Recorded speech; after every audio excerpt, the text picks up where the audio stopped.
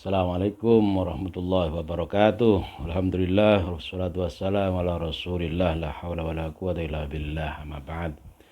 Biqaradatillah wa rahmatil Fatihah. A'udzu billahi minasyaitonir rajim. Bismillahirrahmanirrahim.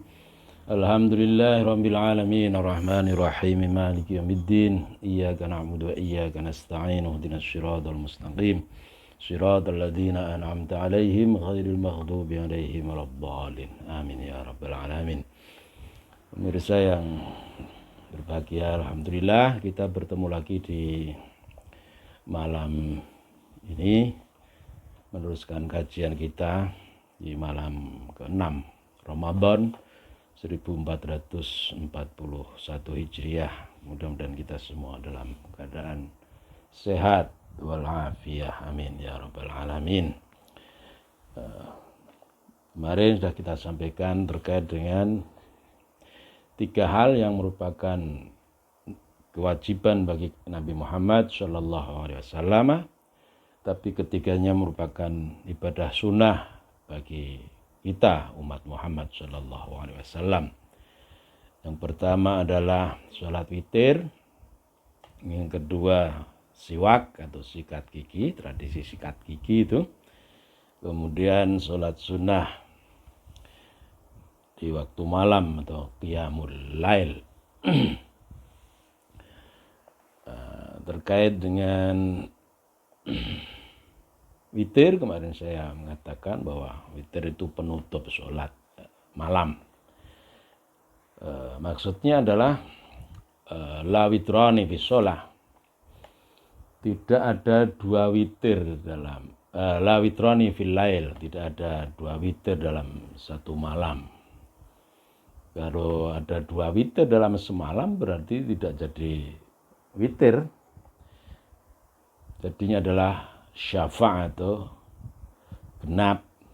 Misalnya witir 3 ba'da tarawih, kemudian nanti bangun di jam malam, tengah malam, witir lagi, tidak jadi witir, jadinya 6. Maka setelah panjenengan melaksanakan witir di awal pada isya misalnya, maka tidak perlu mengganjili lagi, tidak perlu mengganjili rakaat di sholat malam yang berikutnya. Itu mudah-mudahan pemirsa sekalian paham terkait dengan hal ini. Terima kasih. Kita lanjutkan di halaman 27 ya, 27. Ini penjelasan terkait dengan fadilah sholat malam yang kemarin disampaikan Rasul kepada Sayyidina Ali karramallahu wajhah. An Umar bin al-Khattab an Nabi sallallahu alaihi wasallam annahu qala. Riwayat dari sahabat Umar bin Khattab meriwayatkan bahwa Nabi bersabda, "Man shalla fil laili ahsana sholati akramahullahu ta'ala bitis'ati asya'a." Siapapun, baik laki maupun perempuan, ya, walaupun man ini dikategorisasikan sebagai mudzakkar dalam tradisi keilmuan bahasa Arab, ya. Yang dimaksud adalah siapapun, baik kelaminnya laki-laki maupun perempuan, siapapun orangnya melakukan sholat malam dengan baik, dengan bagus, kualitasnya bagus, kuantitasnya oke, banyak ya, akramahullahu ta'ala bitis'ati asya'a, maka Allah akan memuliakan dia dengan 9 perkara, 9 hal. Khamsatun fid dunya, 5 kemuliaan itu di dunia, wa arba'atun fil akhirah, dan 4 hal di akhirat. 5 di dunia, 4 di Wal khamsatul lati fid dunya, adapun 5 kemuliaan yang diperoleh seorang yang menjaga kualitas salat malam, yang akan diberikan Allah di dunia kemuliaan ini ada 5 ya. Yahfazuhullahu minal afati, akan dijaga oleh Allah dari cobaan-cobaan, bencana-bencana, keadaan yang tidak membahagiakan, keadaan yang tidak menyamankan atau membuat nyaman. Wa yadharu atharu ta'ati fi wajhihi. Yang kedua, kemudian yang kedua adalah akan nampak efek dari ketaatan itu di dalam wajahnya, dalam penampilannya, tentu saja dalam kontekstualisasinya. Ini kemuliaan yang kedua akan nampak dalam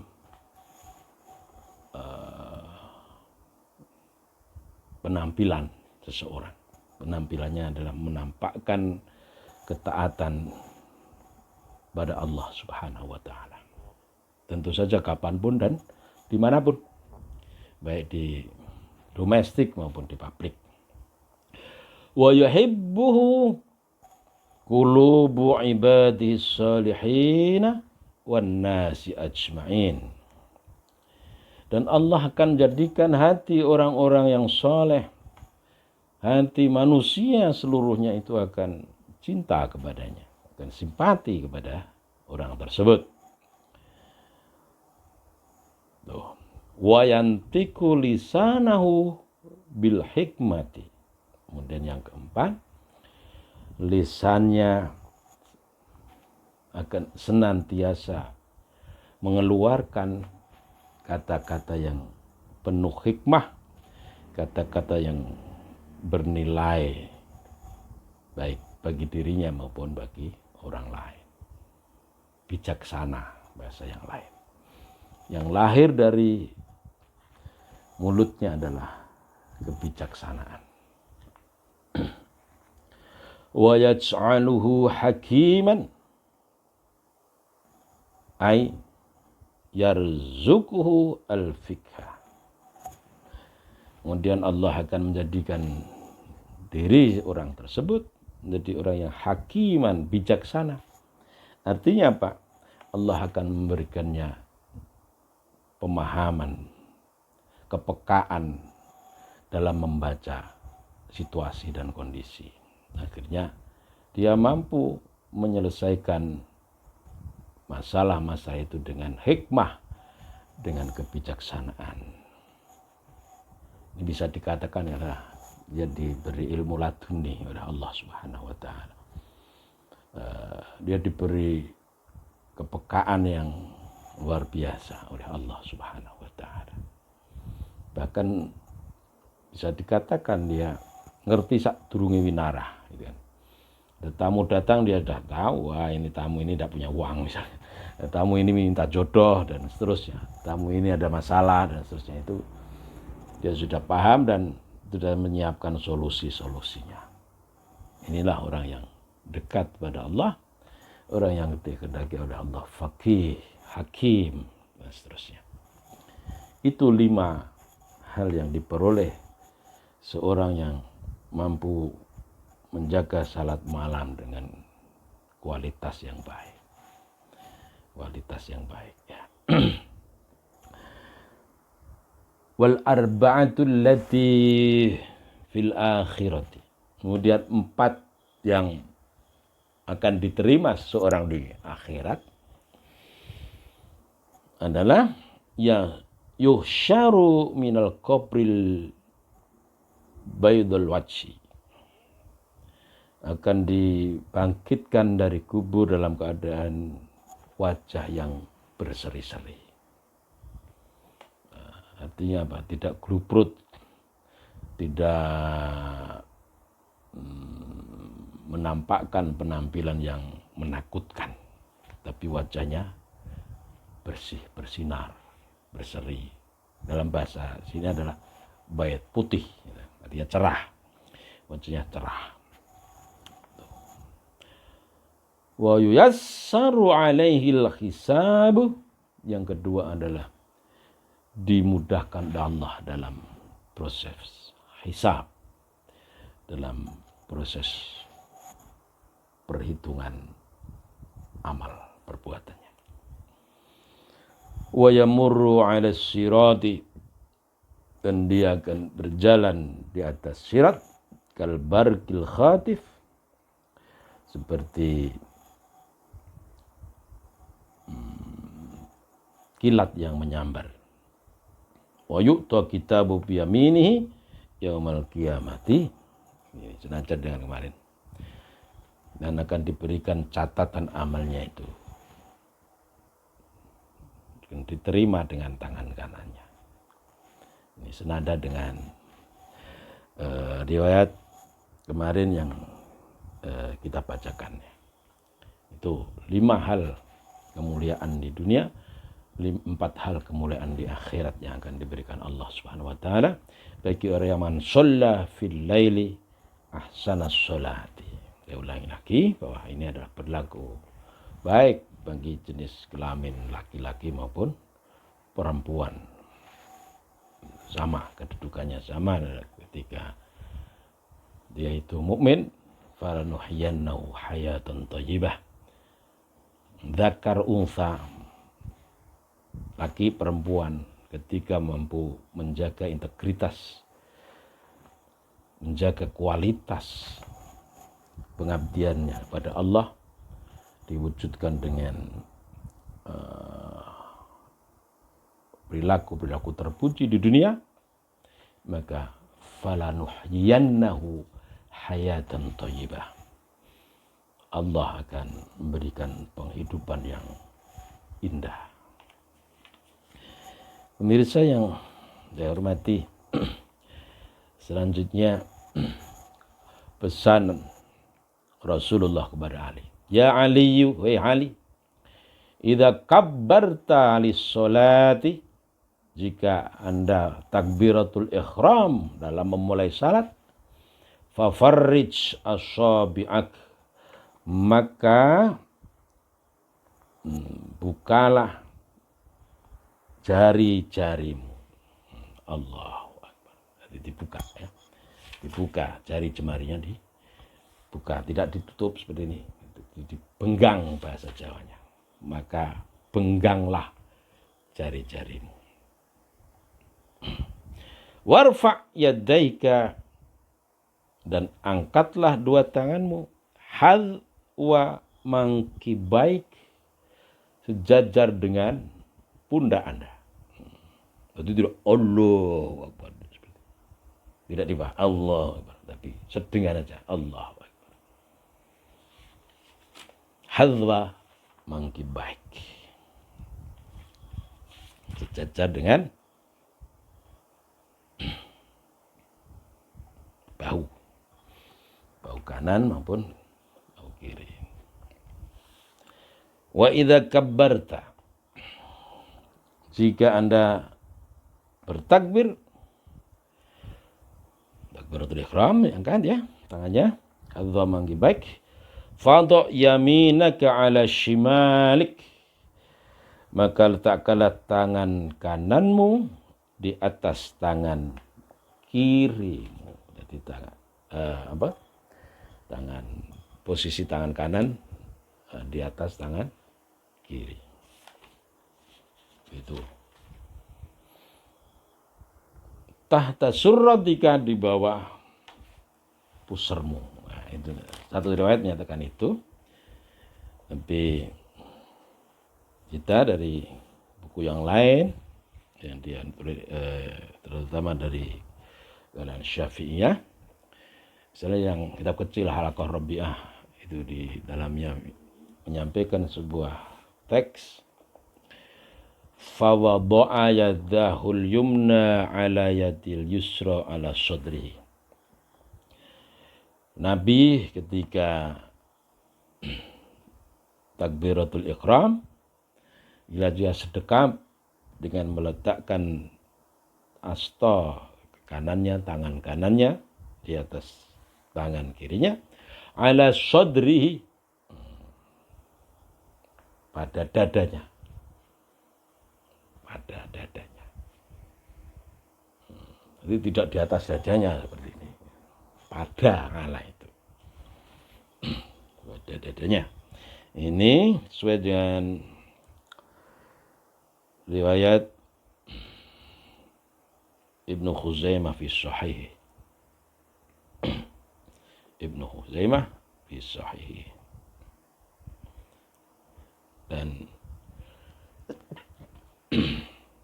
meletakkan tangan kanan di atas tangan kiri ketika sedekap, itu adalah termasuk sunnahnya sholat.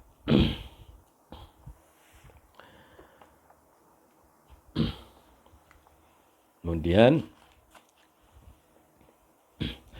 wa idza raka'ta fadha yadaika ala rukbatika. Jika engkau rukuk, maka letakkanlah dua tanganmu fadha yadaika ala rukbatika, pada dengkulmu. Dengkul itu bahasa Indonesia lupa saya. Lutut. Ya. Ketika rukuk, letakkan dua tanganmu pada lututmu. Jadi jangan sampai meletakkan dua tangan kita di garis, itu kebablasan, nanti akan busur ya. Atau di paha, itu pasti rukuknya tidak sempurna, rukuknya kurang. Ketika diukur dengan waterpass nanti tidak akan membentuk sudut 90 derajat. Yang pas adalah di lutut, posisi tangan kita ketika telapak tangan kita ada di lutut, dan tidak menekuk sikunya tidak ditekuk ketika rukuk itu. Bagaimana posisi jari-jari ketika rukuk? Wa farij baina asabi'ika.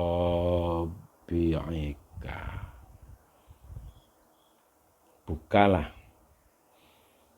jari jemarimu ketika rukuk itu. Jadi nempel di lutut, posisi jari kita dibuka, tidak menutup seperti ini. Nah, ini di antara kaifiah ya. Kaifiah salat yang diajarkan oleh Rasulullah Muhammad sallallahu alaihi wasallam.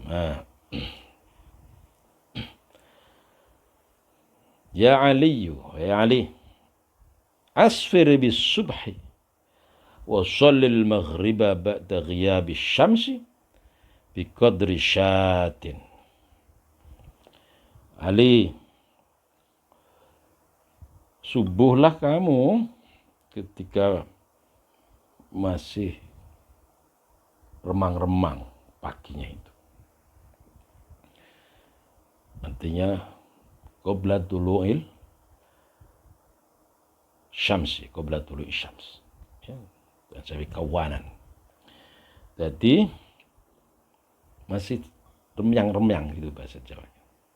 Tidak gelap banget itu. Seorang sudah bisa membedakan khaitul abyad dengan khaitul aswad, seperti itu. Dan salatlah maghrib ketika matahari benar-benar telah terbenam. Bi qadri syatin, ya, kelawan sekira masa Anda memerah susu kambing kemarin. Artinya tidak pas surup langsung sholat ya, tapi tunggu sebentar. Yang jadikan ukuran kanjeng Nabi kita itu tidak berapa menit, berapa detik, berapa jam gitu kan, tapi kira-kira Anda selesai memerah susu kambing, bukan kambing sekandang tapi satu ekor ya. Fa inna dzalika, min khisalil anbiya'i. Karena hal demikian adalah termasuk perilaku luhur yang dilakukan oleh para nabi alaihissalatu wassalam. Ini adalah sunnah-sunnah yang dilakukan oleh para anbiya dan mursalin dan para putusan dari Allah Subhanahu wa taala. Pemirsa yang berbahagia, inilah terkait beberapa kaifiyah tata cara salat yang digariskan oleh Rasulullah Muhammad sallallahu alaihi wasallam. Dalam pembahasan salat, di samping rukun salat, itu ada sunnah salat sebagaimana tadi kita sebutkan. Sunnah salat itu sama seperti wudu kemarin, ada yang dilakukan sebelum salat, di dalam salat, dan ba'da salat atau setelah salat. Ada pula kategorisasi bahwa sunnah salat itu ada sunnah ab'ad dan sunnah hayat. Sunnah ab'ad itu seperti bagian yang pokok dalam pelaksanaan salat. Yang masuk ab'ad salat adalah tasyahud awal, ya. Selain subuh, ya. Kalau subuh tidak ada tasyahud awal. Kemudian duduk untuk tasyahud awal, itu termasuk min ba'di ab'adis shalah. Wassalatu ala nabiyyi fihi, membaca selawat atas nabi dalam tasyahud awal. Wassalatu ala al-ali fi tasyahudil akhir, dan membaca selawat kepada keluarga nabi di tasyahud akhir. Allahumma shalli ala Muhammad, itu Allahumma shalli ala sayyidina Muhammad. Terus itu di tasyahud awal, di tasyahud akhir itu wa ala ali sayyidina Muhammad atau wa ala ali Muhammad. Tidak usah dimasalahkan sayyidina atau tidak itu, ya. Tapi riayatul adab muqaddamun ala riayatil amr. Jaga adab itu didahulukan dibanding melaksanakan perintah. Itu kaidah yang dipakai para santri. Kenapa manggil gurunya kiai, ya? Kenapa manggil gurunya romo, abi, abah, dan seterusnya. Misalnya kiainya Abdullah, tidak hanya sekedar dul, karo guru kok daldul. Walaupun tidak merintahkan kiainya tuh, gitu. Ya. Seperti itu. Maka demikian pula pada Nabi Muhammad sallallahu alaihi wasallam, orang Jawa nganggo unggah-ungguh, nganggo Kanjeng Nabi Muhammad. Allah nganggo Gusti Allah. Ini adalah faktor dzauq, rasa, ya. Rasa. Nikmat Muhammad. Murah sopan. Itu riayatul adab, menjaga tata krama, menjaga adab itu lebih penting dibanding menjaga atau melaksanakan perintah. Misalnya kiai ini, mbok ora usah ngundang aku kiai, mbok ora usah ngundang aku pak, itu. Jeneng gue celuk. Drun misalnya. Itu tidak harus dilakukan oleh seorang santri seperti itu. Ya tetap panggil bopo, yai, dan seterusnya, syekh, dan seterusnya, ya. Itu tradisi yang baik untuk riayatul adab. Bahkan al akhlaqu qabla al ilmi. Jadi di dunia pesantren khususnya itu diajarkan yang terpenting seorang santri adalah, dan kita semua itu santri, bagaimana menjaga akhlak, pintere sundul langit tapi tidak beretika, itu akan membawa masalah bagi masyarakat, bangsa dan negara. Karena itu kita diberi amanah untuk khaliqin nas bi khuluqin hasanin. Perintah Nabi, bergaulah dengan orang itu dengan baik, khuluqun hasanun. Nah, tentang ilmu tinggi tapi tidak disertai akhlak yang baik, melahirkan sikap-sikap yang tidak terpuji, arogan dan lain sebagainya. Mudah-mudahan Allah menjaga kita menjaga kita semua ya. Kemudian yang abad lagi adalah al-kunutu, doa kunut, wassalatu wassalamu ala nabiyyi wa alihi washabihi fihi. Doa kunut subuh itu termasuk sunnah abad, termasuk selawat dan salam di dalamnya. Hayat itu banyak sekali bilangannya, selain yang kita sebutkan sebagai abad, itu adalah sunnah-sunnah hayat yang bisa dikatakan ini sebuah sunnah yang merupakan tindakan gerakan fisik. Misalnya raf'ul yadaini hadzal mankibain, mengangkat tangan tadi ya, angkat tangan ketika takbiratul ihram, minta takbiratul ihram sepadan sejajar dengan punggung. Termasuk wa indal hawa liruku'i, ketika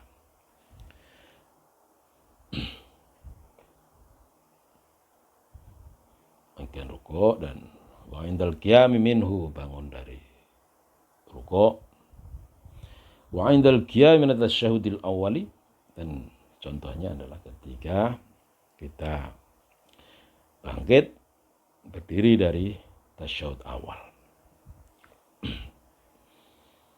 Sebagaimana hadis riwayat Bukhari Muslim, kana yarfa'u yadayhi hadwa mankibai idza iftataha as-salata, idza kabbara lirruku', idza rafa'a ra'sahu min ar-ruku' rafa'ahuma kadzalik. Hadis riwayat Syekhani atau Imam Bukhari dan Muslim. Hayat lagi tadi meletakkan tangan kanan di atas tangan kiri ketika sedekap, tahta sodri fawqa surrati, jalan tengahnya adalah di bawah dada, di atas pusar, di atas surrah. Ukurannya itu tadi middle ya, jadi tidak israf, tidak tatarruf, di jalan tengah, tidak terlalu ke bawah maupun terlalu ke atas. Itulah di antara sunnah ab'ad dan hayat dari sholat. Mudah-mudahan kita senantiasa diberikan kesehatan oleh Allah Subhanahu wa Ta'ala, senantiasa berusaha menyempurnakan kedekatan kita kepada Allah Subhanahu wa Ta'ala. Allahumma innaka afuwun karim tuhibbul afwa fa'fu anna. Rabbana taqabbal minna innaka antas samiul alim wa tub alaina innaka antat tawwabur rahim. Wallahul muwaffiq ila aqwamit thoriq. Assalamualaikum warahmatullahi wabarakatuh.